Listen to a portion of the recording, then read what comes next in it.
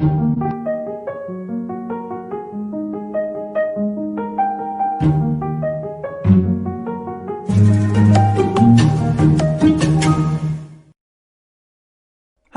I'm Chris Sirico with Verizon. Welcome to our Small Business Webinar Series. We're so glad you could be here with us today. Now, with each webinar, we feature industry experts who bring inspiration and advice to keep your small business moving forward. Returning as our host today is Ramon Ray, and it's always exciting to have him here with us. And if you aren't already familiar with Ramon through our series, he's an entrepreneur, he's an author, he's a speaker, and he's the founder of Smart Hustle Media. As for our guest today, we have Jeffrey Shaw. He's the host of a popular podcast called Creative Warriors and the author of LINGO, Discover Your Ideal Customer's Secret Language and Make Your Business Irresistible. So if you're looking to find new ways to connect and resonate with your audience, you've signed up for the right webinar. So let's begin. Here now are Jeffrey Shaw and Ramon Ray. Take it away. Chris, again, thanks for having us. Thanks for the warm introduction, Chris. Always good to be back here at the Verizon Small Business Webinar Series. My name is Ramon Ray, and I'm really happy to work with my colleague, a fellow speaker, and amongst other things, Jeffrey Shaw, who's the author of LINGO. Jeffrey, thanks for spending time with us today, and I know you have a lot of information to share with us and to help the Verizon small business customers. How are you? I'm great. Thank you for having me. I'm super excited to be here, and I want to thank you for all that you're doing for our small business community. So thrilled to be here. Awesome. Excited to be here as well. So I think one thing I want to jump right into, Jeffrey, listen, we're going through some challenging, some rough times. And I think even beyond the shelter in place and issues we're going through now, one big struggle small businesses have is, how do I get more customers? How do I work with more people? How do I build my business? We're scratching and clawing and et cetera all day long to do that. I know your book, which came out relatively recently, LINGO, is kind of the masterpiece on how to solve this problem. Can you spend a few minutes, Jeffrey, to unpack what LINGO's about, what that process is, and frankly, why you're kind of advocating you don't have to wake up every day and claw and scratch and fight. You can sit back a little more easily and people will come to you. But it has to be a process. There have to be some things that you have to think about. What is that all about? Well, there's most definitely a process, and by all means, to your point, the goal is here for me to support small businesses to learn to attract their ideal customers. None of us are in business for everybody. Right. And the fastest way to grow your business exponentially is to hone in on your ideal customers, those that you are meant to serve. Mm-hmm. Because if you can serve them, make them happy, they're far more likely to come back. Now, how you determine, how you define ideal customer, I kind of leave open a little bit, but I will tell you, it's not always just the most profitable. It's also those that enable you to do your best work, you and your entire team, because if you do your best work, they're going to keep coming back. They're going to spread the word. And it's based on this understanding of lingo. So let me define that a little bit. Okay. To speak someone's lingo is just to actually tap into their unspoken emotions. It's to know your customers so well that they feel a deep connection. What I often say, the goal in marketing and branding and messaging needs to be today is to make your customers feel like, wow, it's like you're in my head, right? Because if you can make a customer feel like you know them so well, you understand them so well that they're likely to say, wow, it's like you're in my head. What more of a connection can you ask for? So I've been unpacking this for 35 years of entrepreneurship to figure out how we can tap into those unspoken emotions so that our ideal customers feel aligned with us. And to your point, this is more important now than it ever has been, because it's just more competition as businesses are struggling to get back on their feet. The whole world has changed. I think it's more important now to make people feel like you get them and that you are speaking directly to them. It sounds like we're on a Steve Harvey or some other, entertainer show or something, when they're doing a date or something like this. I didn't know he or she got into my head. That's why we have it. Anyway, it's kind of funny, the human connection. Nothing creepy, nothing creepy. Yeah, in a good way, yeah.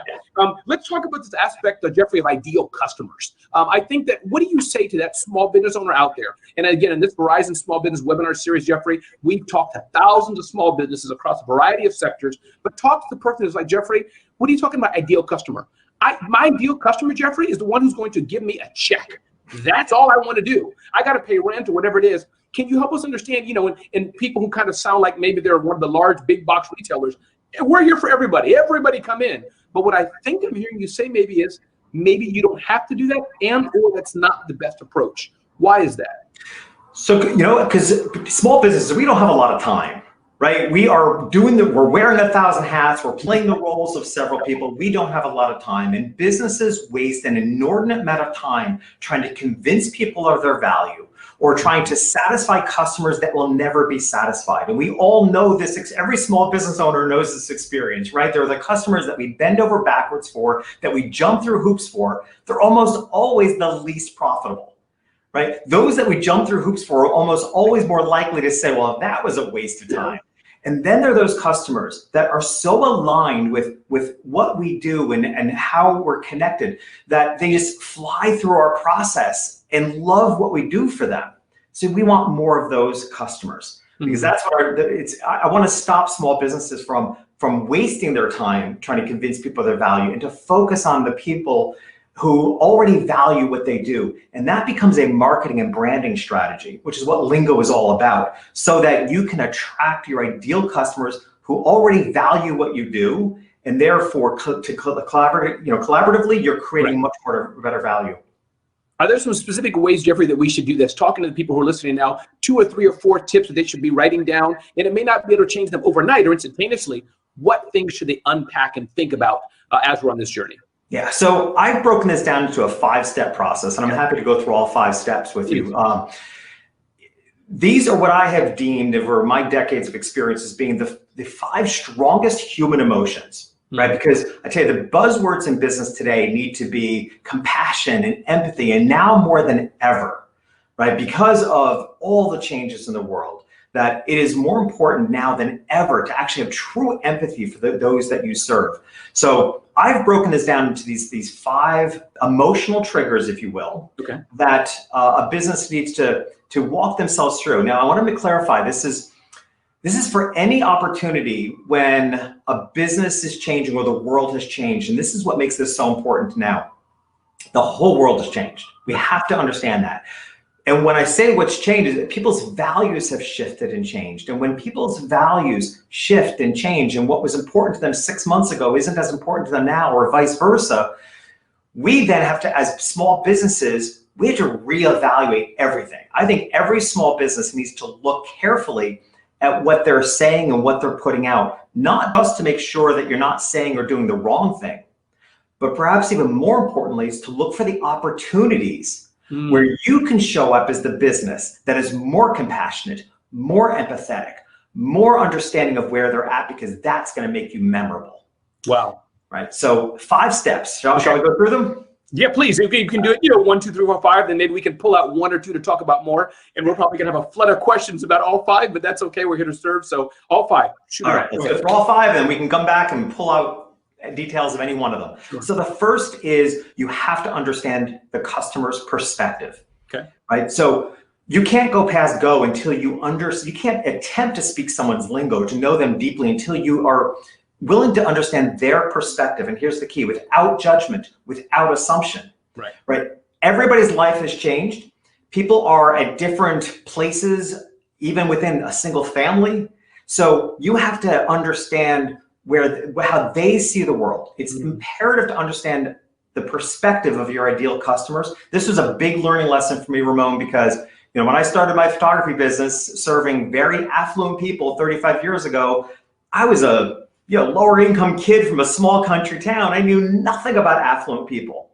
But what I realized is that I didn't have to be from their world to serve them. I just had to understand their world.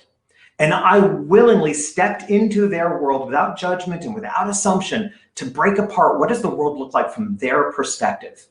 All right, so step number 1 is to have a willingness. Jeffrey, no time is short, but I just want to underline, it seems to me that was a simple willingness, because you said it best that it could have not worked. But it sounds, I'm just imagining if I was Jeffrey, that you stepped back and said, as you said, no judgment, I'm here to learn. If they say the black pen is red, or if they say the water's milk, so shall it be, and let's roll with it. Is that kind of what I'm hearing you say? It is, and it's I also speak a lot in HR, right? So I'll use this as an example, because one of the challenges in business today is for people hiring, and who you're hiring are likely to be millennials, right? And employers are just puzzled at hiring these millennials and often with a lot of judgment, a lot of negativity. And I'm saying, you know what, it's only because you're not taking the time to understand them, understand their perspective, understand this is a generation that chooses a place to work based on it, whether it aligns with their values or not, right? And whether they feel like they're able to contribute to the world. So it's absolutely critical. That's why I say without judgment, not an assumption. Believe me, Ramon, prior to serving those that I did as a photographer, I heard all the stereotypes about affluent people, right? But by putting them aside and not having any judgment or assumption, I was left open to understand their perspective and understand, well, this is how they see the world, and I get it. And then just try to make sure, you know, so first step is to understand where they're coming from and how they see the world. Okay, step number two. Number two, I think the most powerful one, and the one I love the most, is the feeling of familiarity. Right. So if you can recreate feelings of familiarity, it creates comfort and it creates a profound connection. Right. So think about in a real estate business, for example. I don't know if you've ever had this experience. You go to sell a house and the realtor might suggest to bake an apple pie or chocolate chip cookies. Why? Because the smell conjures up all these feelings and emotions of familiarity. So as a small business, we want to understand, and I think this is more important now than, again, it has been in the past, is the feeling of comfort. Yes. What is going to make the people that you serve feel comfortable, right? Certainly if you're a restaurant, it's making sure they understand the steps of sanitization that you're taking. You know, let them know how they're going to experience your business in these times. Familiarity is an incredibly profound feeling. It's memorable. I'm here in Miami. Miami has a patented scent. I don't know who developed, well, a company, Dr. Aromas, seems to have developed it, right? But I realized that's because as I was looking for an apartment, I kept smelling the same fragrance. Right. And I looked into it and realized, and I thought, what powerful marketing that is, so that as a tourist city, when you go home, you will always remember your trip to Miami because of that smell. Wow. Right? So that's the power of familiarity. It's somewhat subconscious, but not in a creepy way, but in a beautiful understanding of people to understand what makes them feel comfortable. So one thing I often suggest of small businesses is to study brands that your customer is already doing business with and unpack what is it that feels familiar to them and how can you recapture that? Because you don't want to attempt to gain the attention of a high-end Neiman Marcus shopper by feeling like the dollar store. It won't work. Right. And for those, which I don't think you should do, but those who want to be the cheapest, you don't want to get the opposite customer if you're saying we're being cheap. So whatever your choice is picking for your differentiation, stick with it. And I think over time it grows. I know myself, I have that with the people I work with. Jeffrey, I know for sure seeing you on stage and other things in our common communities, you have a certain way that we know Jeffrey, his shirts, for example, or whatever it is. So we all have a way we are. So I love it. And if you could see, I'm barefoot now, but I would always have really rocking shoes on. That's something you can expect to be familiar. I love it. What's number three? Number three is style. All right, now, here's the thing about style. It's not as profoundly emotional as familiarity is. Familiarity is so deep inside of us. Style is the instant decision maker, and that is so important today. People make an instant decision as to whether you feel like the business or the brand they want to do business with based on whether your style resonates for them. You know, we go shopping and we hold up a shirt and say, wow, this is so me, right? Things feel like they speak to us. And where this is particularly important today is in our brand voice, right? Do you come across as the brand that is caring and understanding under these times? Brand voice, I think, is really important right now because the last thing you want to do is sound tone deaf. You don't want to sound like you're not aware of the complexity of the issues that we're facing in business today, right? So you want to make sure that you have a style and a brand voice that is also aligned with your ideal customers. There's been so many different interesting studies. I think 76% of people have tried new brands for one reason, and during the last few months, right? Maybe Amazon didn't have products that could be shipped, so we have found products that we need in other brands. 36% of those say that they're going to stick with those new brands. Wow. So this is a phenomenal opportunity to create relationships with new customers, and it's largely because they feel like you are the more understanding, you're coming through for them.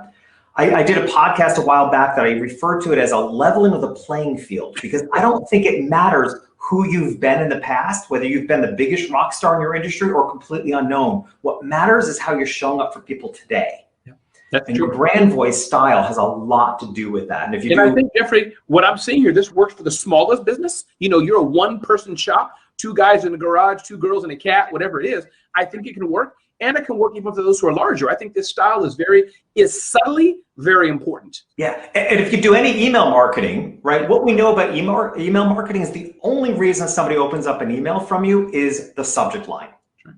So what's the brand voice, right? Are they a formal clientele? Are they a casual clientele? What degree of humor is appropriate for your ideal customers? That's all brand voice, and that's style. And that has everything to do with whether you're going to get their attention.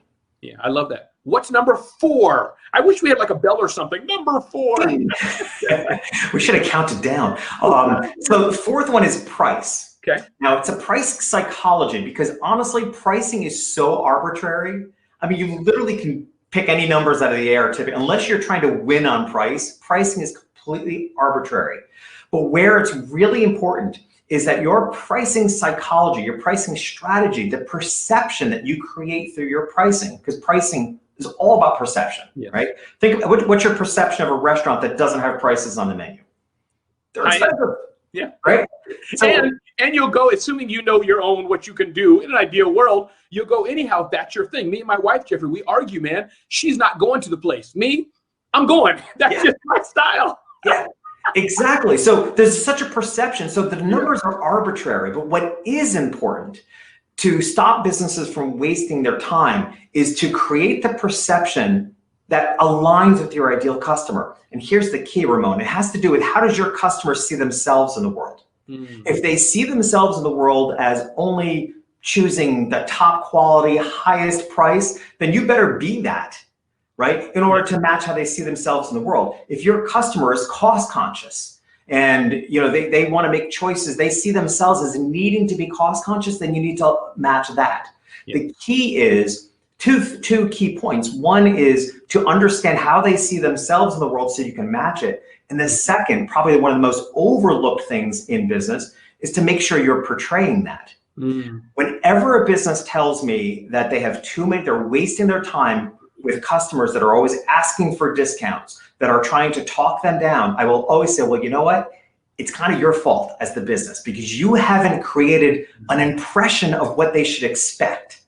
And if you don't create that impression of what they can expect, and that impression is created by the way you present yourself, your business, your website. If you don't create a price point impression that aligns with how they see themselves in the world, there's a misalignment right from the beginning, and you're going to waste a lot of time trying to convince people to pay your prices, or you're going to waste a lot of time on customers that never had an intention to spend very much money in the first place. That is so true. Before we get to number 5, Jeffrey, can you tell us what your website address is? I can imagine many people are putting in questions. They're peppering Jeffrey already. But those who want to, check out what you do, the book, I guess we can just go to Amazon. But what's 1 or 2 good websites people should go to check you out, and your Twitter handle as well? Yeah. So jeffreyshaw.com is the website. Twitter handle is jeffreyshaw1.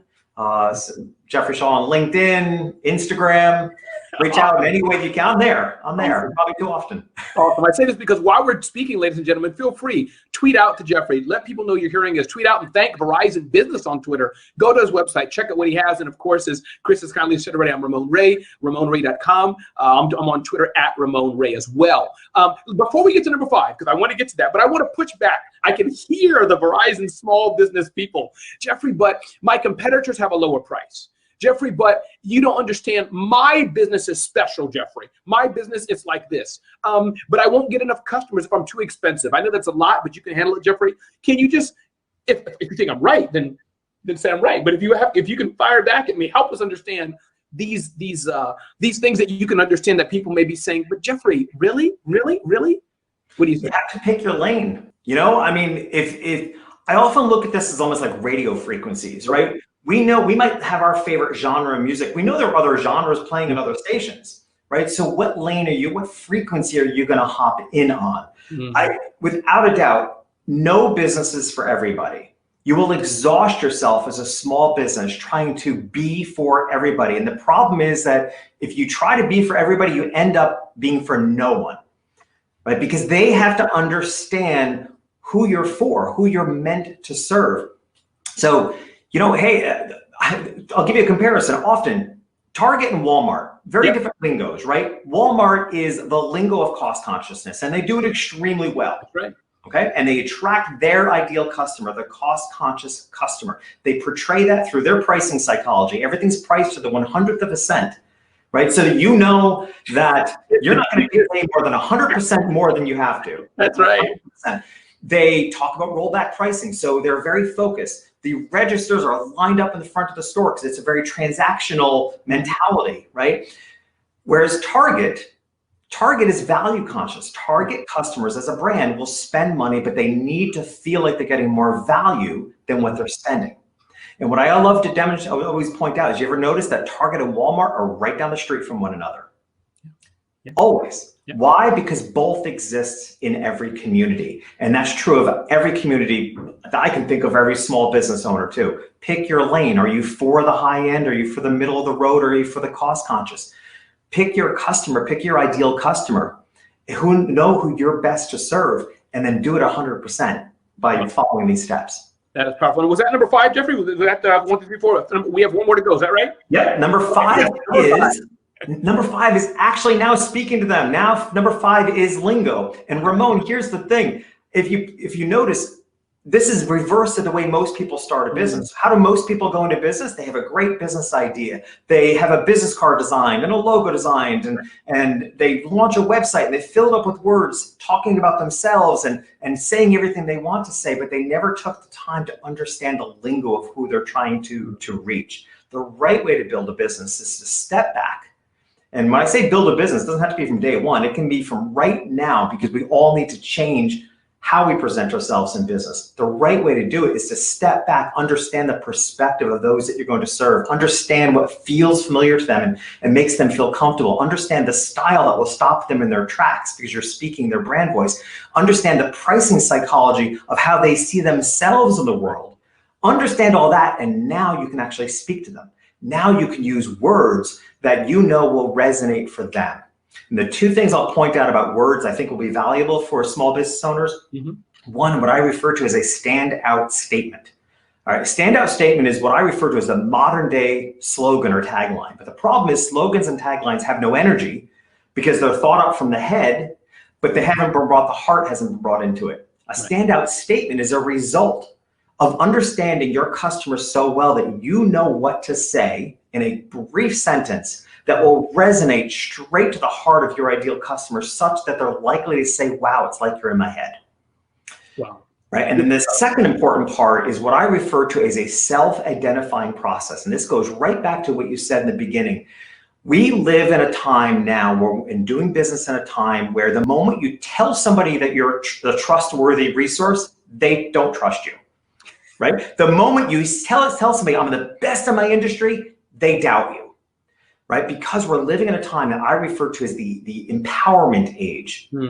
Our goal as small businesses is to create the environment for people to choose us. Yes. Right? So through our marketing and our brand messaging and our websites, we're revealing our authenticity and who we are genuinely, and we're helping them come to their own conclusion to choose us. Interesting study by Forrester Group that states that people make a decision 70% of their way on their own before they ever reach out to a company. I can believe it. Wow. Right? They do it's self-vetting. I call it empowerment. They're literally self-vetting. They're doing their own research. They're going online. They're checking out the website. They're feeling whether you feel like they resonate from them. They're making the decision 70% before they've even reached out to inquire. Wow. That's empowerment. So you want to frame. That's hopeful for some of us, Jeffrey, and or it can be scary depending on the position you are. Yeah. Well, I'll tell you, here's the easiest. Let me tell you, I'll give you 2 easy solutions. Sure. And then we're going to jump up, before you get this then we're going to jump into questions. We got people chatting and want to talk to Jeffrey. But tell me those 2 solutions and we're going to jump to Q&A. Yeah. Go ahead.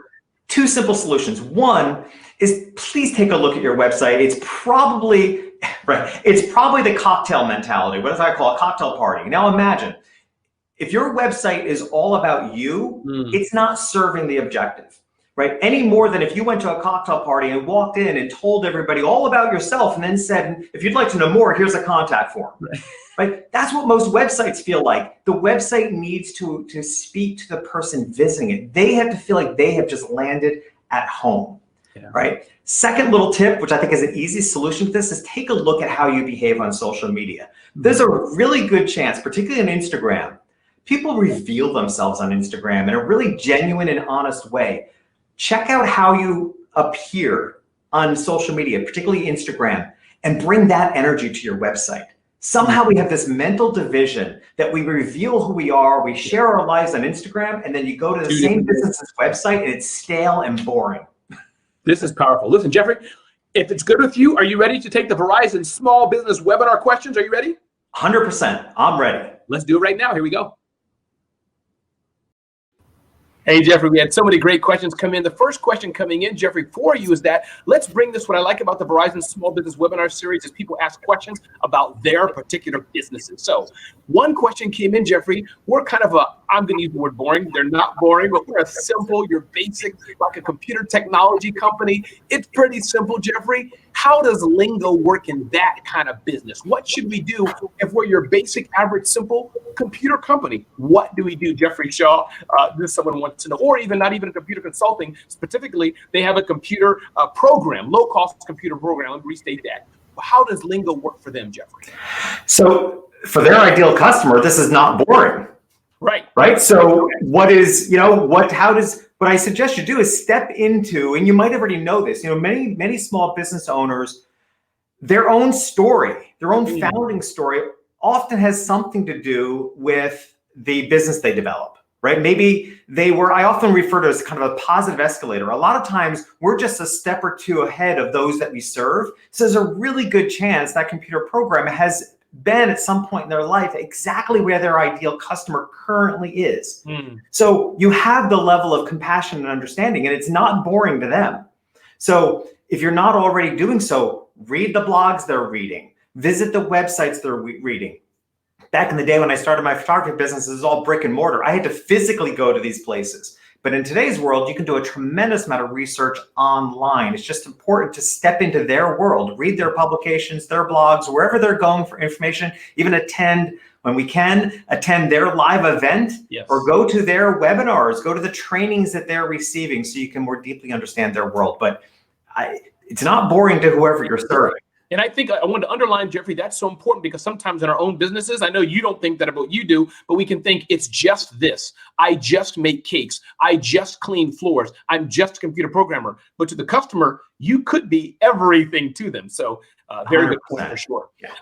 Listen, again, we had a broad range of questions here, Jeffrey, and some I may jump in as well. Email subject lines. We had a great question here. Jeffrey, you're right about attracting the right customer, but I know email marketing is a great part of marketing. Any tips, suggestions, thoughts on how to have great email subject lines? I know you get a lot of email. I do too. And the ones that have the catchy email that I anticipate, Jeffrey, that's the one I open. What do you say about using email marketing in a particular subject lines? Again, it all goes back to understanding the brand voice that you want to communicate and how that aligns and matches with your ideal customer. So you want to look at, humor is incredibly compelling, but you have to understand to what degree is appropriate humor or off humor. Right. What is going to, as a photographer, I serve a very wealthy clientele. I had to play a little bit of a fine line there, but here's what's interesting. Just because your clientele may live a formal life, the reality is I'm sort of the breath of fresh air of casualness in their life. And what I do is very family oriented. So you want to focus in on the kids. So when you're developing a subject line, that's where it's, I think, more important than ever to really understand the brand voice that you have within yourself and how that aligns with your ideal customer. I would ask yourself questions like, to what degree do you need to be formal or casual? To what degree is humor useful? What inner language can you use that maybe if you've built a community that they may resonate with?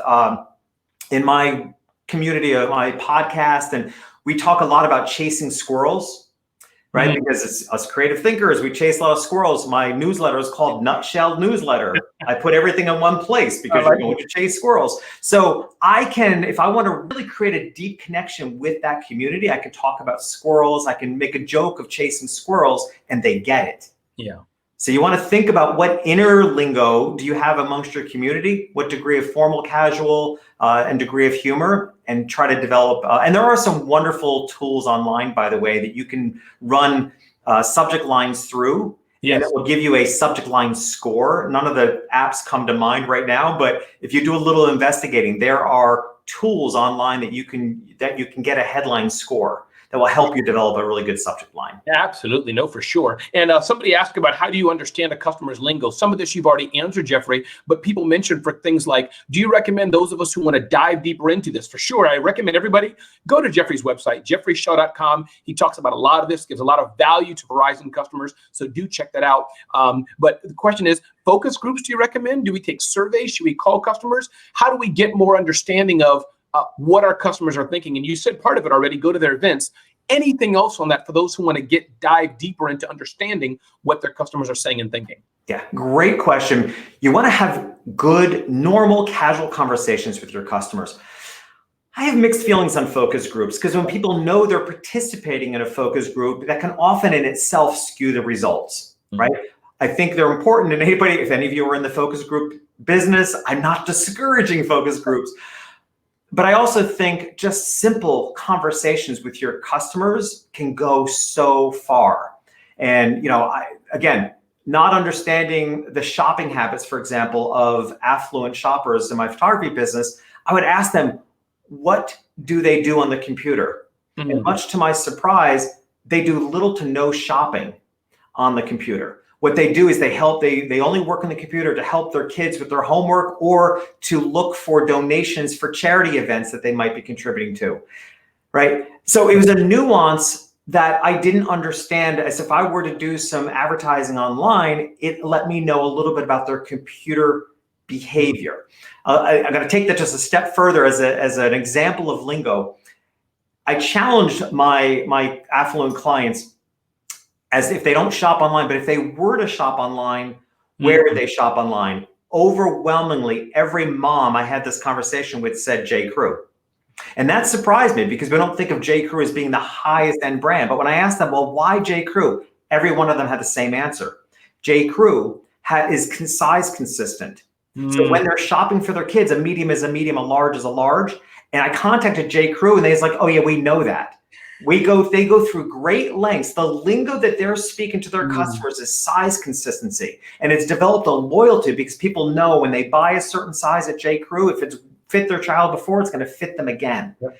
That's understanding your customers so well. And I think that is powerful insight, Jeffrey. That is very powerful. And I think I would challenge everybody listening to this. Let's go back and do our homework, and we can do it repeatedly. I do that for the clients that I work with, Jeffrey. What really do they want? I may think they want X, but they may end up wanting Y. Somebody asked a great question here, Jeffrey. Can you speak to, as best you can, professional services industries or just services industries that traditionally, like ours to a degree, traditionally have been face-to-face, have been offline, but now everybody's trying to figure in some way, how can I serve my customers more online to some degree? Any thoughts, any advice you've come across? Part of it you said, and I just want to underline, check your website. Always refresh that. That's one big thing. Any other things you're seeing, Jeffrey, about how to transition better online?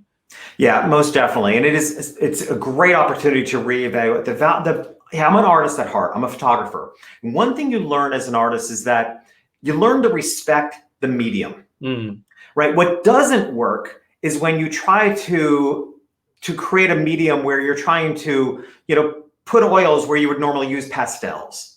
Right. And I see this a lot of the speaking world, and a lot of speakers stumbled through the transition because they tried to show up online or in virtual events the same way they show up on stage. And you can't. You have to respect the medium. You and I right now, I don't know how many thousands of people might be watching this, right? But I try to speak in the singular because the person receiving this information right now is likely alone somewhere. And as a podcast host, I had to learn that because although the podcast may reach 30,000 people in a month, it's one person at a time receiving that. So it's important about transitioning to today's world of either be it virtual education, virtual events, or even how you market yourself. Remember, the person receiving your content, your message, is likely alone.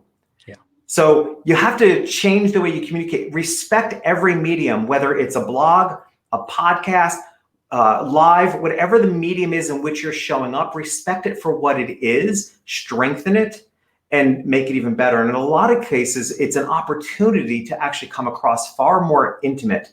If the person that's receiving what you're putting out feels like you're speaking to them in the singular, it'll feel a lot more intimate and create a deeper connection.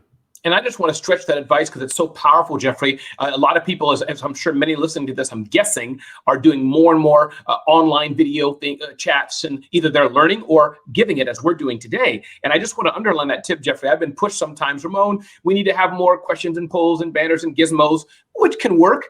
But I found that for me, it's just what you said, looking in that camera, talking as I'm talking to one person, that's kind of the most engaging thing to do. And two, is a good chat. We have so many questions pouring in, Jeffrey. So I just want to underline that advice you're giving for those who are getting into online stuff. Yeah, pictures and gizmos and polls and pop-ups, but really just be you and respect that camera lens, which Jeffrey knows so well. Jeffrey, somebody asked, and again, some of these questions you'll find, Jeffrey, you may have given the advice, but I think they're asked different ways, so it's important. Somebody's asking, Jeffrey, I kind of found my ideal customer. Let's say they have 2 or 3 or 4. How do I find more of these people, Jeffrey, that are speaking the same language? I found Mary and Bob, or I found this B2B company. How do I build my business and find more of them? Hopefully, it's an unsaid question, so I can shed those I really don't want. Thoughts on that, Jeffrey? How to find more of the customers that we already want to serve? Yeah. So first of all, and I also should know, I'm a huge fan of multiple audiences. Okay. Right. So, you know, the narrowing it down to a really fine niche was great a few years ago. Not so good today. And we're seeing the evidence of that right now, because those businesses that were super narrow are really struggling if what you have been doing no longer is as relevant. So it's a far better business model, what I call to have a business model of multiples, where you have, you're reaching a variety of audiences. The key though is that all audiences are aligned based on what you can do best for them. Okay. So, you know, it's kind of I'll even address it kind of as a twofold question, because on one hand, this person asking the question seems to want to know, how do I get more of the audience I already have? Mm-hmm. The more common question I get asked all the time is, how do I reach multiple audiences? And the answers are sort of the same. The more people can understand what you stand for and who you stand for. I spoke a moment ago about the standout statement.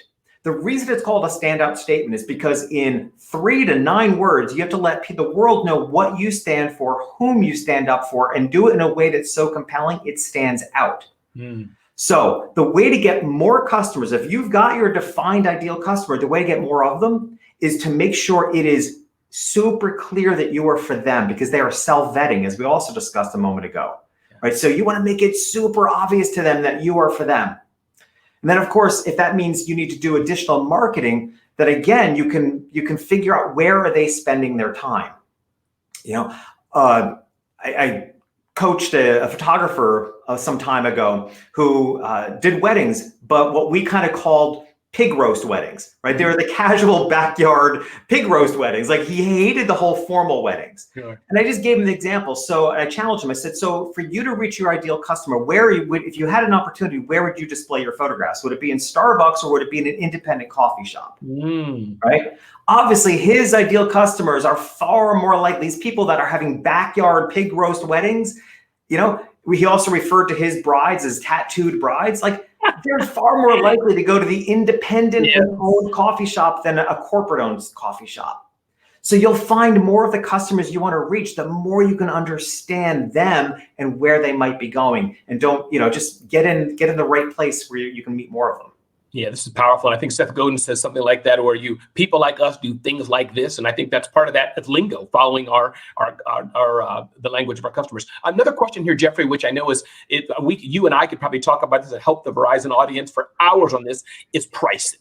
I'm often asked this, Jeffrey. I'm sure you're often asked, how do you, and you can answer the question any way you want, but the bottom line is, how do you push back against people wanting you to lower your price? Jeffrey, a client comes to Jeffrey, Jeffrey, can you do a photo package for us? And he, it's 50,000, 75,000, whatever, that's something high for most of us. I don't have the money, Jeffrey. Can you do it for half, or I'll give you some bagels if you cut it by 20% or whatever. What do you do? Help us understand this aspect of pricing and either how to stick to it or do we not? What do you say? Help me unpack that, Jeffrey. So, and I can be bought on bagels. Let's just make that clear.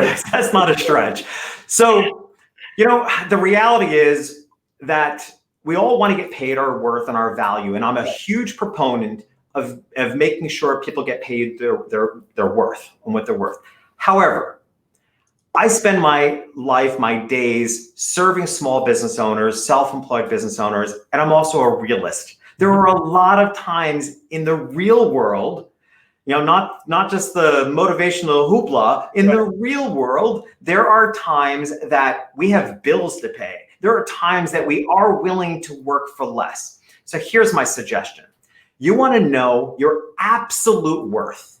Own that, right? Know what you're worth. That's your full fee. That's what you're always striving for. Okay. Then understand what is your range of acceptable, right? Because there's a range underneath that is acceptable. And there may be other value items that you could add when you're getting underpaid.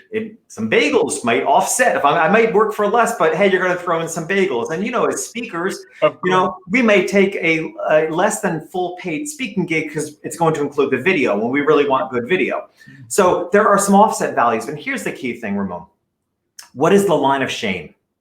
That's what I want people to really understand. What is the line of shame? So you've got your full value pricing, you've got your range of acceptable for which you're going to try to make up that gap with other value added items. But what is the line of shame? And don't ever go below that. Because the cost of giving yourself away below that line of shame is far greater than less money. I call it the line of shame because that's the impact it has on people. And I see this every day. People that shamefully admit that they're working for less than they're worth. So you have to know what your line of shame is and never go beneath that. But I'm also a realist and understand there is a range of acceptable. And when you're taking a job within that range of acceptable but not your full value, maybe have a list available. I literally have a list available to me when I get into a conversation with an event planner, and if they can't pay my full fee, I have a list ready to go on my priorities, video being one of them, or can I sell books outside the room? What are the other value? I have a list going. So prepare yourself with a list of what you might be able to ask for. And I'll add one more thing to that. Don't go below that line of shame because of a dangling carrot that really means nothing. Right. So as a photographer starting out, I cannot tell you, Ramon, how many times people said to me, well, I'll give you photo credit. I've never gotten a damn job from somebody seeing my name on a photograph. Like, it doesn't happen. That's right. Right. That's so don't fall victim to going below your line of shame for a false promise. Right. Know that line of shame and never go beneath it because it's toxic. What it's doing to you on the inside is far greater than the less money that you're accepting. It's not worth it. And we got a few more minutes to go, Jeffrey. I'll squeeze in a few more questions. But those who want to be in touch with Jeffrey Shaw, amazing photographer and author and more, just go to his website, jeffreyshaw.com. He's very responsive there. You can find him on Twitter, LinkedIn. If you want to check out me and see what I'm all about, ramonray.com. And for those looking for the replay about this, just go back to the same Bright Talk link of the Verizon small business webinar series that you went to, and the replay will be available. So you can go there if you didn't get it. I know it's stormy in some parts of the country, Jeffrey. So those who didn't get it well the first time, you can check it out. Let's hit a few more things here. And I will quickly want a quick story, Jeffrey. For you, it's bagels. A guy couldn't pay me my full fee, but he said, but I can give you and your wife a vacation to Aruba. What do you think I said? Yes. Yeah. So, let's dive in. Somebody else asked here, Jeffrey, about your lane or not. And the question is, Jeffrey, I'm in a certain lane, maybe doing something in career, a certain job, a photographer, speaker, whatever it is, but I want to shift a bit, maybe change a bit. Broadly, Jeffrey, guidance to them on how to shift. They don't want to do wholesale something different, but they want to morph a bit. What do you think? All right, love that. And it kind of goes to the multiple audience question. I was whether you're taking on more audiences, you're shifting audience. Here's the key, and I think this is how I speak to this in reverse of most people. Your ideal customer begins with you getting clear on what you have best to offer. So for example, I love helping people find their unique perspective. Right. Your unique perspective is how you see what you do that's different than everybody else, because there's hardly any business that any of us are in that there aren't a lot of other people also doing. But I guarantee you that you have a different reason for doing what you do. There's a different way that you look at what you do. Maybe there's even a different process, but there's a different way that you look at what you do than anybody else in your field. The more clear you can get on that, so defining your ideal customer or your multiple audiences starts with that, understanding your unique perspective, understanding what your differentiators are, understanding what your strengths are. Like my strength is my ability to curate chaos. Right? So that served me well as a photographer because it's such an incredibly chaotic situation. I photograph entirely on location. So I've got sun and wind and personalities and locations. And I thrive in that environment. And it helps me today by helping small businesses because they're living in a chaotic world and I can help unpack the pieces and give them clear direction. So when you understand your unique perspective, your core skill set, then here's the key question. Who will love that? Right? And for which you should be able to come up with multiple audiences that will love that. So I worked with I'll give you an example. I worked with a coach a while back that was convinced that her niche, because she was told to find a niche, her niche was helping women in divorce. But every story she had was a very unexpected divorce. So I'd said to her, I said, you know, I don't think your core skill is helping women in divorce. I think your core skill is helping people when life takes a sudden turn to the left. And I was like, so how many, that includes job loss, that includes death of a spouse or a partner. It includes so many other times in life when your life suddenly goes in a different direction. And that was her unique skill set, for which then she was able to expand and see multiple audiences in that core skill set. That's how you pivot from one lane to another, or you seek out the opportunity for multiple audiences. Jeffrey, I think that is so powerful. Listen, I know many more people wanted to talk to you. I have a final message from my friend Chris I wanted to share with him, we're going to share with the Verizon audience right now. But again, if you had some more questions for Jeffrey, tweet at him, go to jeffreyshaw.com. You wanted to reach out to Jeffrey, you couldn't. I'm Ramon Ray. You can go to me and I'll connect you to Jeffrey as well. But listen, Jeffrey, thank you so much and hang tight. We're going to have one final message here from Chris as well. And that's it for today's webinar. Thank you so much, Ramon and Jeffrey, for sharing that great advice for how small businesses can use Lingo to cut through the noise and really connect with their audience. In the Attachments tab, you'll see that I'm sharing some links and additional information. You can check out the other webinars in this series on our Bright Talk channel page. And be sure to tune in for our next webinar on Tuesday, August 11th. That's when Peter Shankman, the founder of Help a Reporter Out, will be with us sharing radical new ways to rethink your customer experience. So I hope you'll join us again on August 11th and for all the events coming up in our Small Business Webinar series. Thanks again for joining us. We'll see you soon.